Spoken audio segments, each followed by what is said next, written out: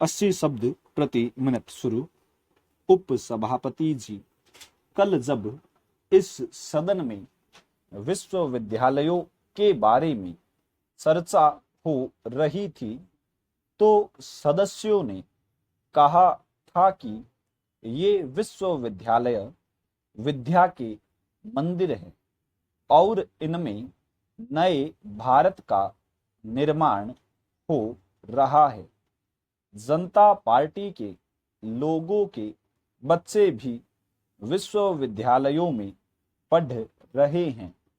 कांग्रेस के लोगों के बच्चे भी विश्वविद्यालयों में पढ़ रहे हैं।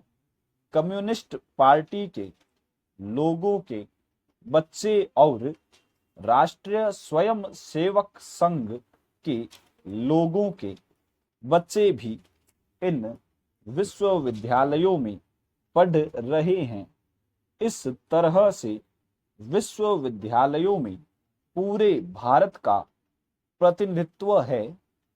अगर कोई भी दल, कोई भी संगठन विश्वविद्यालय के आंतरिक वातावरण को विक्षुब्ध करने का प्रयास करता है तो संसद के सभी वर्गों के सदस्यों को चाहिए कि वे सम्मिलित रूप से इसकी निंदा करें, जिससे हमारे विश्वविद्यालयों का वातावरण दूषित होने से बच सके।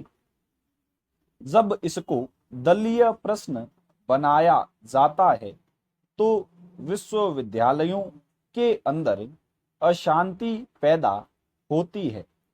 कल इसी से संबंधित एक प्रश्न था जिसमें यह पूछा गया था कि देश में छात्रों में असंतोष क्यों बढ़ रहा है।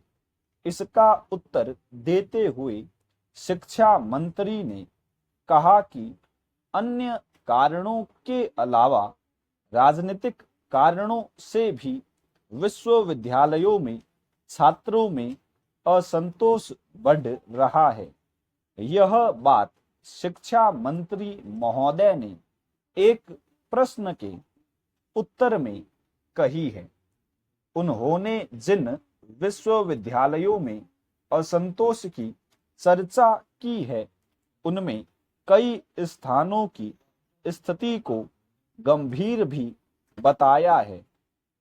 इस प्रकार से जिन राज्यों की स्थिति गंभीर बताई गई है वे हैं बिहार, मध्य प्रदेश, राजस्थान, उत्तर प्रदेश और पश्चिमी बंगाल।